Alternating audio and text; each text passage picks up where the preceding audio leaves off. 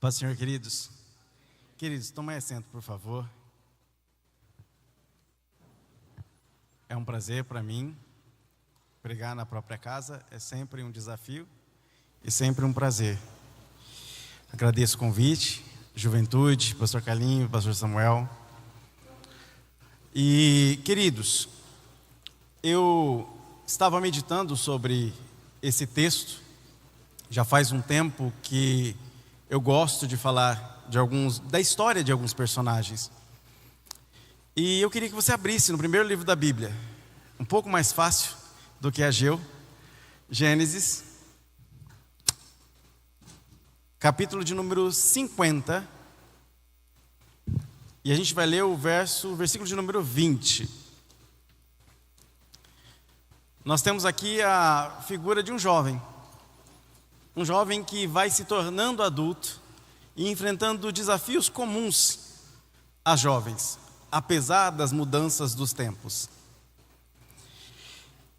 Gênesis 50, 20, quem achou, diga amém. Diz assim o texto: o mal que tinhais a intenção de fazer-me, o desígnio de Deus mudou em bem, a fim de cumprir o que se realiza hoje diante de vossos olhos: salvar a vida de um povo numeroso. Queridos, este texto fala da vida de um jovem chamado José. O próprio livro de Gênesis dá um pouco de ênfase na vida de José. Se a gente for tentar entender e dividir o livro de Gênesis, você vai ver que Deus gasta 11 capítulos para falar de 4,5 bilhões de anos. Ele usa 11 capítulos, do 1 ao 11, para falar de toda a história da Terra, da formação da Terra, da criação, do universo. Se a gente for pensar no universo, 14, 15 bilhões de anos. Porém, do capítulo 12 até o capítulo 50, ele usa para falar de 4 pessoas apenas, todas da mesma família: Abraão, Isaac, Jacó e José. E o interessante é que a Abraão é dado 9 capítulos, do 12 ao 21. A Isaac, 6 capítulos, do 21 ao 27. A Jacó, 9 capítulos, do 28 ao 37. Mas a José é dado do 38 ao 50, 32 capítulos. Então, o próprio Gênesis dá certa ênfase para a vida de José. E o que é tão atraente nesse garoto, que vai começar a aparecer na nossa vida com 16 anos de idade? Já estou estranhando o som do microfone. Com 16 anos de idade. Ele com 16 é um típico adolescente. Fala demais, desafia todo mundo, fala pelos cotovelos até aquilo que sonha. Isso gera um pouco de confusão, também típico de adolescente, arrumar confusão. Eu já fui um adolescente faz muito tempo, mas eu tenho certeza que você sabe muito bem como é isso. E com 16 anos, está lá José acordando de manhã e já arrumando confusão com os irmãos. Ele não tinha muitos, vários irmãos.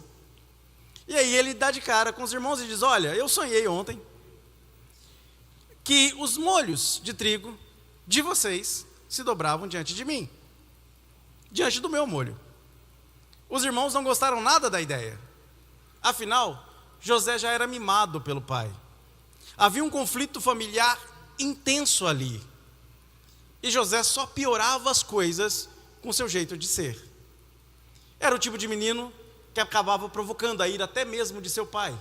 Porque ele chega diante da família e diz: olha, eu tive um outro sonho, que o sol, a lua e as estrelas se dobravam diante de mim. Espera aí, José, então não é só seus irmãos? Eu também vou me dobrar diante de você? Jacó disse para ele. E aí tudo aquilo ficava estranho, porque José provocava essas reações. Mas até esse momento, até os 16 anos de idade, a gente não vê José se relacionando com Deus. A gente não vê José orando a Deus. E a gente não vê Deus falando com José. Então, que hora que Deus vai encontrar José? quando a coisa começa a piorar para o lado dele. Quando esses sonhos, quando essa fala exagerada provoca uma ira tão grande no coração dos irmãos, que eles planejam matar José. E aí eles inventam uma história para o pai. Vocês conhecem bem a história de José. Jacó tinha dado uma túnica colorida, dando primazia para ele diante de todos os seus irmãos. Era difícil fazer uma túnica como aquela. Não é hoje que você encontra várias cores tão fáceis. Era muito difícil fazer algo colorido, um pano colorido naquela época. Nós estamos falando de 18 séculos antes de Cristo. Talvez 16, 17, se a gente for olhar para qual historiador está falando. Mas mesmo assim, estamos falando de muito tempo antes de Cristo, em que a tintura não era algo tão fácil como é hoje. E aquilo causou ira nos irmãos, ao ponto de planejarem o seu assassinato. José, como um grande sonhador, piorava as coisas, até que em uma certa feita, eles executam um plano. E aí pegam aquele pequeno menino, de 16 anos de idade para 17 anos, e jogam ele em um poço. Rúben, o seu irmão, ainda o salva com essa ideia, jogá-lo no poço. Porque os outros irmãos queriam literalmente matá-lo, vê-lo morrer. Porém, Rúben, pensando talvez que conseguisse livrá-lo ele depois, não, joga no poço, depois a gente vê o que a gente faz. E jogaram José no poço. Agora entra na pele de José comigo. Como você se sentiria? Seus próprios irmãos. Você foi desde pequeno colocado junto com eles para brincar, para viver, para conviver. E de repente estes mesmos irmãos não têm paciência com você e te jogam dentro de um poço, arrancando qualquer perspectiva de futuro para você. Não é um poço comum em que passa um monte de gente tentando salvar, em que a gente pode ligar para o 90, em que a gente pode pedir ajuda no WhatsApp. Não, jogaram José naquele poço e ele não tinha como sair. Abandonam ele lá. E a dor de José não era ser abandonado no poço, por pior que isso seja. A dor de José era ser abandonado no poço pelos próprios irmãos. As piores dores, os piores traumas, as nossas maiores dificuldades, muitas vezes, não estão fora, estão dentro da nossa casa, da nossa família. As maiores dores que sofremos, na maioria das vezes, não procede de um estranho, mas da pessoa que amamos. A maior ferida não vem de alguém que a gente conheceu hoje, mas muitas vezes de pessoas que passaram a vida inteira com a gente. E José sofre não por ter sido abandonado em um poço, mas por ter sido abandonado em um poço pelos seus próprios irmãos. Como é que José passou aquela noite? Como foi aquelas horas seguintes, quando seus irmãos foram embora? O que José sentiu, o que José pensou? E cadê Deus nessa hora? Eu não sei o que aconteceu no poço, eu só sei o que aconteceu depois do poço. Eu costumo chamar que essa fase da vida de José é a fase do poço do desprezo. Desprezado pelos irmãos, ele é colocado no poço. E naquele poço do desprezo, ele encontra Deus. Até aquele momento, a gente não vê José orando, e nem vê ainda. Mas quando ele sai daquele poço, algo diferente acontece, porque uma frase começa a acompanhar a vida de José, capítulo após capítulo, até o capítulo 50. E a frase é: e Deus era com José. Então eu não sei o que aconteceu naquele poço, mas aquele poço foi um marco na vida de José. Deus encontrou José no poço, e José encontrou Deus no poço. Você está entendendo que muitas vezes Deus vai te levar para o fundo de um poço para você conseguir conversar com Ele? Você está entendendo que muitas vezes Deus vai permitir que dores e sofrimentos surjam na sua vida, ao ponto de você dizer: Deus, cadê você? Para que finalmente as coisas que te distraem sejam arrancadas de você, e você possa finalmente olhar para Deus. Já parou para sua mente para pensar que José não tinha para onde ir para baixo? Não dava para cavar mais no poço. Não tinha como olhar para os lados, só tinha paredes. O único lugar que José podia olhar dentro do poço era para cima. Não deixa Deus te colocar num poço para poder conversar com você. E eu digo isso já nesta noite. Não deixa Deus arrumar um poço para você, para que finalmente vocês possam se encontrar. E no poço do desprezo, o que poderia ser algo ruim para José, Deus o encontra.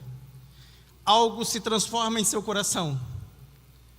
E Deus começa a seguir José e a conviver com José. Os irmãos que tinham planejado matá-lo fazem algo pior. Vendem ele como escravo para midianitas. Detalhe, o texto nos conta que José foi vendido por incríveis 20 peças de prata.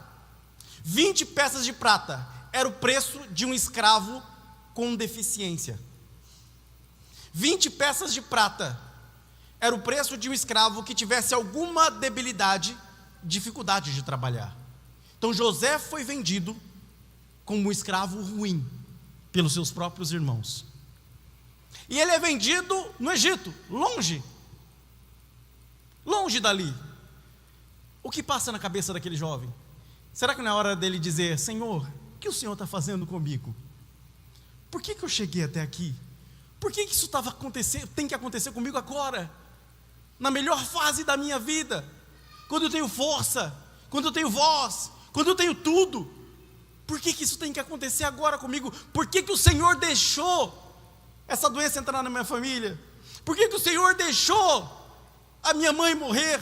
Por que o Senhor deixou o meu pai me abandonar? Por que o Senhor deixou a crise financeira entrar na minha casa? Senhor, por quê? Talvez fosse José, na cabeça de José pudesse passar tudo isso.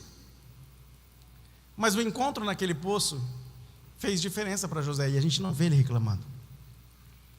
E ele é vendido para Potifar. Ele vai para uma casa bonita, mas num lugar longe, de uma cultura diferente da sua. E lá ele tem que tomar uma decisão. Ele está num lugar diferente, numa terra diferente, num povo diferente, com costumes diferentes. E ele tem que tomar uma decisão. O que ele vai fazer? Ele se ambienta, ele entra no meio, ou ele mostra ser diferente. E adivinha? Deus era com José. Então ele mostra-se diferente. Potifar era um chefe guerreiro, eunuco da casa de Faraó. E por incrível que pareça, geralmente quando a gente ouve a palavra eunuco, a gente já imagina alguém que foi retirado dos seus órgãos reprodutivos e que serve como guarda-costas das mulheres do rei, do Faraó no caso. Mas a palavra eunuco no Velho Testamento também serve para chefes militares. E por incrível que pareça, Potifar era casado. E pelo jeito, muito bem casado. Só que a mulher dele gostou de José. José sai do poço do desprezo e cai na casa da tentação. Segunda fase da vida de José. Ali ele tem que mostrar que é diferente, não é igual a todo mundo. Só que como Deus estava com José, ele se destaca. Você quer se destacar? Procure a melhor formação, mas antes procure Deus. Você quer se destacar? Procure o melhor concurso, mas antes busque Deus. Quer se destacar? Procure o melhor emprego, mas antes busque Deus. E por Deus estar com José, Deus coloca José no alto, na casa de Faraó. Ele era só um escravo, mas começa a dominar sobre todas as coisas, porque José era inteligente, José era educado, José buscava a Deus. Deus estava com José. Esse era o trunfo, essa era a diferença, jovem, que fazia com que José se destacasse, tivesse sucesso na casa de Potifar. Só que a mulher de Potifar cresce os olhos sobre José. Menino bonito, um pouco aí, talvez, perto dos 20 anos de idade. Com toda sua força viril, a mulher olha para José e diz: eu quero. E José diz uma coisa interessante quando ela assedia José. Imagine, José está num lugar rico, sendo uma pessoa poderosa no meio deste lugar. Tudo está nas suas mãos, ele dá ordem a todo mundo. Apenas uma coisa é vedada. Gênesis capítulo 39, a mulher de Potifar. E ela, justo ela, assedia José. José podia dizer, por que não? Já estou aqui mesmo. Tudo está na minha mão. Meu senhor está longe. Ninguém vai ver. Ninguém está sabendo. É só ficar quietinho. É só esconder o número. É só colocar outro nome no contato. Ninguém vai ficar sabendo. Vamos fazer tudo quietinho. Mas José não pensou nisso. Quando a mulher de Potifar diz, deita-te comigo, Gênesis 39, 9, ele diz assim, ninguém há maior que eu nesta casa, e nenhuma coisa me vedou meu senhor, senão a ti, porquanto tu és sua mulher. Como, pois, faria eu tamanha maldade contra Potifar? Não, o texto diz, e pecaria contra Deus? José não estava dizendo não para a mulher de Potifar, porque ele tinha medo de Potifar. José não estava dizendo não para ela, porque ele achava ela feia.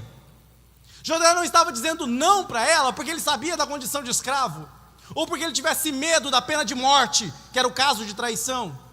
José estava dizendo não para ela, porque isso representaria pecar contra Deus. O que te leva? O que te motiva a fazer as coisas? O que você ganha? As portas que se abrem? Ou o Deus que está em você? Quando essa mulher assedia José e ele diz não, a tentação não derruba José. Ele, ao invés de usar essa tentação como veículo de satisfação pessoal, ele diz não e engrandece o nome do Senhor. Uma lição que a gente tem que aprender quando a gente enfrenta a casa da tentação. Só que, irmãos, o diabo não dorme.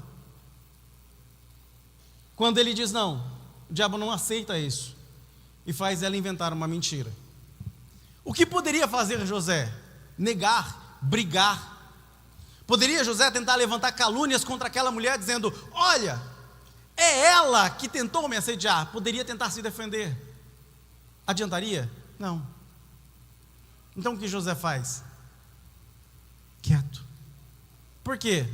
A palavra que sempre acompanha José. E Deus era com José. Você vai definir o sucesso na sua vida pelo modo como você reage e não como você age. Tem gente que quando é ofendido, a primeira coisa a fazer é dar a direita, não a face, a mão. Tem gente que quando é caluniado, é apontado, tenta se defender de todos os jeitos, muitas vezes ofendendo o outro. Porém o que Deus diz é que se eu estiver com você, você não precisa se defender, eu vou defender você. Tem gente que perde tempo ainda tentando manter reputação. A gente não precisa disso. Se formos verdadeiramente fiéis, Ele é justo e fiel. É Ele quem vai honrar você, é Ele quem vai enaltecer você, é Ele que vai fazer você chegar aonde tem que chegar. José nunca chegaria no trono se primeiro ele não passasse pelo poço. José nunca chegaria no trono se antes ele não vedasse o acesso na casa da tentação. Então aceita o processo, suporta o processo. Deus tem um trono reservado para você. E aí José, por causa dessa calúnia, é jogado na prisão. Vocês conhecem a história. Só que o que me encanta é que a pena para a traição não era prisão. A pena para a traição era a morte. Por que José não morreu? Porque Potifar provavelmente conhecia a mulher que tinha. E Potifar conhecia José. Então, mesmo diante de calúnias terríveis, mesmo diante daquilo que parece perdido, Deus sabe e coloca no coração das pessoas quem merece confiança e quem não merece. Então, silêncio. Deixa Deus defender você. Mas Potifar não podia ficar sem fazer nada. Ele tinha uma reputação a zelar. Então ele diz, vai para a prisão, deixa lá, deixa a poeira baixar, depois vejo o que faço. Nesse depois vejo o que faço, 2 anos vão se passando. Lá ele encontra um padeiro e um copeiro. Só que de novo, frase insistente, e Deus era com José. E até mesmo na cadeia, o carcereiro colocava tudo nas mãos de José. Ele tinha as chaves, ele cuidava, ele organizava, ele cuidava dos presos. Imagina só, irmãos, o cara devia estar preso, encarcerado, mas de repente é ele quem ajuda tudo, inclusive é o braço direito do carcereiro. E lá ele conhece o copeiro e o padeiro, e eles admiram José. E suas noites são perturbadas por sonhos. E José, com o Espírito de Deus, já é um jovem maduro quase, chegando perto dos 30 anos. José começa a revelar os sonhos do padeiro e do copeiro. Ele fala para o padeiro: infelizmente, a notícia para você não é tão boa. Para o copeiro ele fala: para você está tudo ok. Padeiro, você vai morrer. Copeiro, você vai voltar para o lugar onde você estava. E realmente acontece. Só que José fala para o copeiro: lembra de mim? Lembra de mim? E o copeiro lembrou? Vocês conhecem a história? Não lembrou. Assim que saiu da prisão, o copeiro esqueceu de José. Você já se sentiu abandonado? Você já se sentiu esquecido? Esse lugar eu chamo de prisão do abandono. José, na prisão do abandono, foi abandonado pelos irmãos, por Potifar e agora até pelos seus companheiros de cela. Não seria a hora de José olhar para Deus e falar: oh Deus, por que isso? Eu saio do poço, o Senhor me abençoa, eu caio na casa me jogam na prisão, o Senhor me abençoa até na prisão, mas eu estou esquecido aqui. O copeiro que era para lembrar não lembrou. Faz 2 anos. 2 anos dentro de uma cadeia, irmãos, é como se fosse 10. Porque você não tem Netflix, você não tem Prime Video, você não consegue jogar nenhum joguinho. Você fica lá olhando para aquela parede durante 2 anos, pareceram 10. E está lá José, esquecido, abandonado. Até que Deus, sabendo a hora, sabendo o dia, sabendo o lugar, não é José que traçou a data da sua exaltação, foi Deus. É Deus que sabe o dia que vai te colocar no lugar em que você deve estar. A única coisa que José fazia era esperar no Senhor. Que lição poderosa para nós. E chegou um dia em que o faraó teve um sonho. Vocês sabem da história. E aquilo perturba o faraó. E aí o que o copeiro vai dizer? O que o copeiro vai dizer? Ah, meu senhor, agora me lembrei do meu pecado. Qual que era o pecado? Ter esquecido de José. Eu sei de alguém que pode interpretar o teu sonho. E aí chama José. Já imaginou? Agora é minha hora, eu vou me apressar para encontrar com o faraó. José saiu correndo para encontrar com o faraó? Não. Diz o texto que José: calma, eu vou tomar banho, eu vou me barbear, eu vou me aprontar, porque eu sei o que Deus me reserva. Não precisa ter pressa, não precisa ter correria, eu sei o que Deus me reserva, então eu vou estar apresentável para aquilo que Deus me reserva. Sabe aquele negócio, vamos fazer de qualquer jeito, que é Deus que mandou e acabou. Mesmo quando Deus prepara tudo, a gente deve também estar preparado para aquilo que Deus abre na nossa frente. José se barbeia, se prepara, chega diante de Faraó. Faraó fala, ele interpreta o sonho. Vocês conhecem a história? Aí Faraó já muda a fase da vida de José. Aquele que estava na prisão do abandono encontra um trono. O nome dele é mudado, Zafenate-Paneia. E pronto, ele sai do poço para o trono. Talvez seja a hora de você dizer: Júnior, agora chegamos ao clímax da história. Agora pronto, nosso herói conseguiu triunfar. Eu digo para você: não, nada mata mais do que o elogio. Nada mata mais do que um elogio. Trocam o nome de José para Zafenate-Paneia, colocam ele como o segundo no trono. E por anos, José administra o Egito. E administra tão bem que todas as terras em redor ele compra para Faraó. E ele organiza celeiros, e ele alimenta o povo, e ele cuida até daqueles que não são egípcios. E chama a atenção de todos os lugares em volta, inclusive do lugar onde estava seu pai e seus irmãos.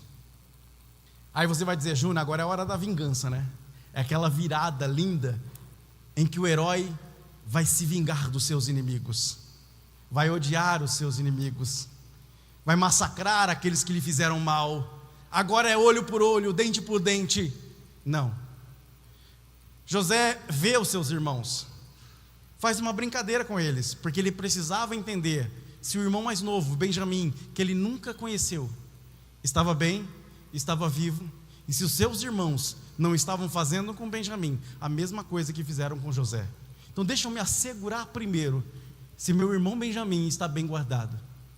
E ele faz uma brincadeira de copos, vocês conhecem, eles vão para lá, voltam para cá. Ele prende os seus irmãos. Ele diz que os seus irmãos são ladrões. Seus irmãos dizem: nós somos da mesma família, porque naquela época ladrões não costumavam ser da mesma família. E aí eles tentam justificar isso, dizendo: não, nós somos da mesma família, não podemos ser ladrões do deserto. Mas José já sabia, e eles não reconhecem José. Até que vem Benjamim. Ele tem que segurar o choro, vocês lembram dessa história? Tem gente que até assistiu a novela, que eu sei. Vocês lembram da história? Ele chora, segura o choro. E aí compreende que os seus irmãos não são aqueles mesmos irmãos que o abandonaram no poço. A escolha agora é cruel. Você tem poder, você tem a chave na mão, você pode se vingar e o seu motivo é justo. O que você faz? Você tem motivos para dar o troco. Você tem como dar o troco. E o que você faz? Qual é a sua decisão? Aquela frase continua acompanhando José. E Deus era com José. Então o trono que seria um trono de vingança vira um trono de graça. Ele estende as mãos para os seus irmãos.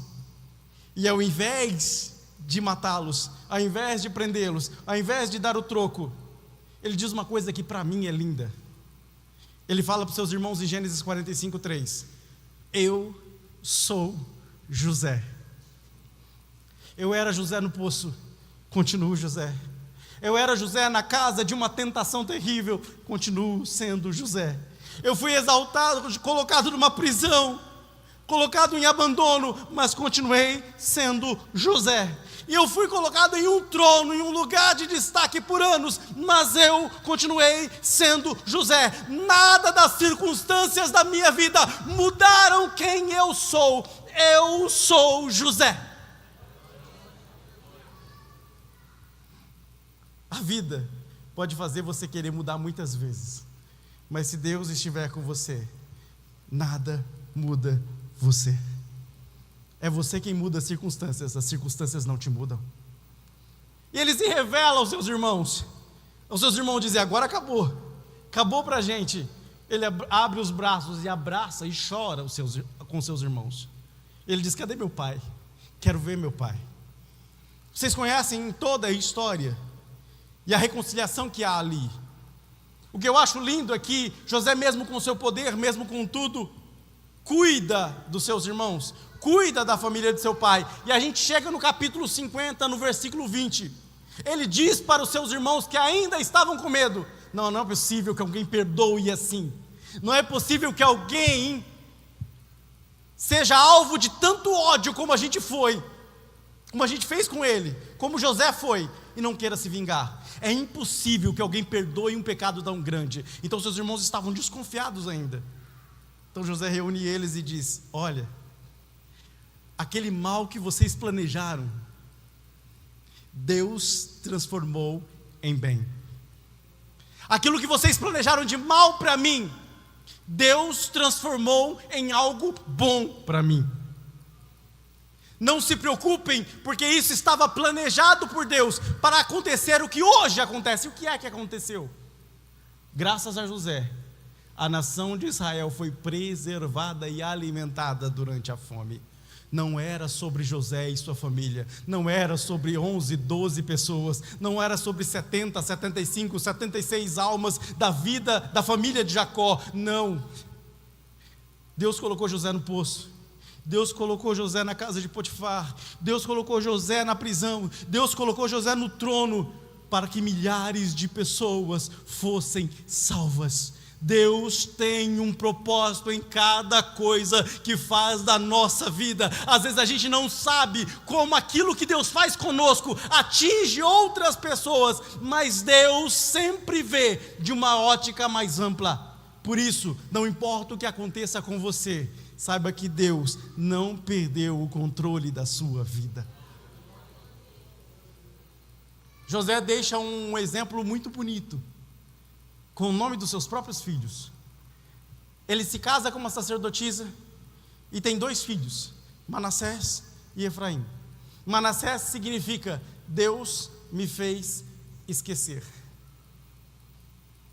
Às vezes a gente tem traumas que a gente insiste em cultivar. O fruto que Deus deu a José, Manassés, fazia lembrar José de que ele devia esquecer. Deus me fez esquecer. Efraim significa Deus me fez crescer na terra da minha aflição. Toda vez que ele olhava para aquele garoto, ele lembrava que aonde ele devia chorar, Deus o fez sorrir. Deus pode fazer a mesma coisa com você. José se revela aos irmãos, estabelece o plano de Deus e salva milhares de pessoas. Por isso ele é um tipo de Cristo. Nós também odiamos o nosso Cristo, nós também o abandonamos, nós também pecamos contra ele, e numa cruz ele abriu os braços e nos perdoou, como José fez com seus irmãos. Ele tinha motivos para se vingar, ele tinha motivo para lançar a todos no inferno. Aquilo que fizemos contra ele foi agressivo e não merecia perdão, mas mesmo assim ele está em um trono de graça e ainda derrama da sua graça sobre aqueles que poderiam ser considerados inimigos dele, que deveriam amá-lo, mas que o odiaram e que mesmo assim foram alvos do seu amor. Por isso José é um tipo de Cristo. Eu não sei em que fase da vida você está. Você pode estar hoje em um poço de desprezo, se sentindo perdido ou perdida. Você pode estar vivendo uma das piores tentações da sua vida, naquela encruzilhada de saber o que se decidir, o que decidir, sofrendo pressão de todos os lados e pensando, como é que eu vou resistir isso? Você pode estar numa prisão de abandono, se sentindo jogado de lado, abandonado pelas pessoas, e as pessoas que mais deveriam te apoiar não te apoiam. Talvez você se sinta esquecido por todas as pessoas, ou talvez você esteja numa posição de proeminência, sentado em um trono, com poder nas mãos, pensando o que vai fazer com isso, se isso pode ajudar pessoas, ou se isso vai ser instrumento de maldade e de troco na vida daqueles que te abandonaram. Eu não sei em que fase você está, mas eu vim hoje com essa mensagem para dizer que Deus precisa estar nessa fase da sua vida, para dizer para você que não adianta você tomar decisões sozinho, é preciso que Deus esteja com você, que não adianta você entrar 2025 achando que é dono do seu nariz. Deus precisa estar com você, e que não importa o quanto você acha que pode estar abandonado por todo mundo, inclusive Deus está no controle sim. Ele está te vendo, te ouvindo e organizando todas as coisas para que você no final entenda tudo o que Ele está fazendo em seu favor. Um texto de Romanos, é muito bonito encerrar essa mensagem. Romanos 8, 28. Todas as coisas cooperam para o bem daqueles que amam a Deus e são chamados segundo o seu propósito. Deus tem propósito para tudo o que acontece conosco. Amém. Pastor, posso orar? Irmãos, por favor, se coloque de pé. Você ouviu essa mensagem? Você conhece José? Eu queria te ajudar nessa fase. Às vezes a gente entra num templo grande como esse, com muitas pessoas, e a gente perde aquela essência da necessidade. Eu preciso. A gente acha que aqui é um lugar em que tudo é muito formal, tudo é muito gelado, em que as pessoas não se importam verdadeiramente. Estamos aqui para ver uma bela orquestra tocar, algum pregador falar bem, a gente cantar alguns hinos, orar a Deus e se dar por satisfeito. Mas Deus não age assim.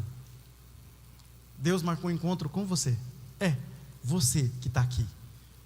Porque se não fosse com você, você não estaria aqui. Então Deus marcou um encontro com você que está aqui. Agora eu quero que você se pergunte: em que fase você está? Em que fase você está? Eu não preciso saber, só você. E se você está em alguma fase que precisa de ajuda, diz: eu preciso de ajuda. Tira essa capa de religiosidade. Para de pensar que isso daqui é um templo grande. Não se preocupa com o que o seu amigo do lado está pensando, ou que vão olhar. E pensa que você precisa, e que Deus está aqui para satisfazer essa sua necessidade. E sabe qual é a necessidade? Deus precisa estar com você, e você precisa estar com Deus nessa fase. Se é assim, eu queria te convidar: sai do seu lugar. O Senhor sabia Vamos orar juntos. que eu mudaria. Deixa Deus participar dessa sua fase. O Senhor sabia que um dia eu falharia. Eu não sei se você está no poço, O você tá na Senhor casa, sabia na prisão, que um você dia tá no trono. a Eu sei coragem que qualquer dessas me fases você precisa de faltaria, Deus nessa. ou o medo me atingiria. Eu sei que tem mais pessoas que precisam. Mas mesmo Deus está te assim chamando para um novo começo, me escolher. para deixar você abrir a porta e dizer: eu vou Mas participar dessa mesmo fase. assim Vou te ajudar a passar por isso. me Mas cabe a escolher. você dizer para Deus: Deus, entra, toma. Porque a Toma a glória é Porque eu sozinho não dele consigo. e tudo E se você não admite é isso, para ele. Deus não é mal educado. E somente Então aproveita. Meu tempo não acabou. falhará. Mas eu sei que Deus está te chamando para cá. O Senhor sabia que eu mudaria. O Senhor sabia Eu sei que você está que um desistindo. dia Vem. eu falharia. O Senhor sabia que Ele quer encontrar você. dia a coragem me faltaria, o medo me atingiria. Não passa essa fase sem Deus. Não Mas passa. mesmo assim Convida Ele para entrar nessa sua fase, na fase da sua vida. Deixa Ele participar e você vai ver o que vai acontecer. Ele tem um propósito para isso. Deixa Ele participar. Eu vou orar. Vocês que estão aqui na frente, fechem os seus olhos. É a hora que vocês têm para conversar com Deus. Imaginem que vocês não estão aqui na Assembleia de Deus, Rua Bela 161. Imagina que vocês estão numa sala, ou quem sabe no fundo de um poço talvez, em que não há outro lugar para olhar. E Deus entra nesse lugar agora e se aproxima de vocês, e vocês precisam falar com Ele. Deixa Ele entrar nessa conversa com você agora, em intimidade. Fala para Ele o que você precisa. Peça ajuda agora. Ele sabe que você precisa de ajuda, mas Ele quer ouvir você pedir. para que Ele possa dizer: eu te ajudo, a minha mão não está encolhida, eu ainda olho por você e para você, eu tenho um propósito ainda na sua vida. Não se preocupe, muita gente ainda vai ser atingida por aquilo que eu estou fazendo e vou fazer por você. Então ore a Deus, busque Ele agora e abra seu coração. Senhor nosso Deus, estamos na sua presença e gratos nos colocamos na sua presença. Pedimos a Ti, ó Deus, entra na nossa intimidade, fala conosco com o profundo do nosso coração, transforma nossa mente, nosso comportamento, nosso pensamento, nossos planos. Nós entregamos tudo nas Tuas mãos. Pai, eu peço por esses que aqui vieram, Deus. Eu não sei em que fases eles estão, mas eu sei que o Senhor tem um lugar especial reservado para eles. Pai, conduz, Jesus, conduz. Fica com eles, ó Pai, acompanha-os no seu dia a dia. E que o Teu nome, só o Teu nome, seja glorificado no céu, na terra, em todos os lugares. Amém.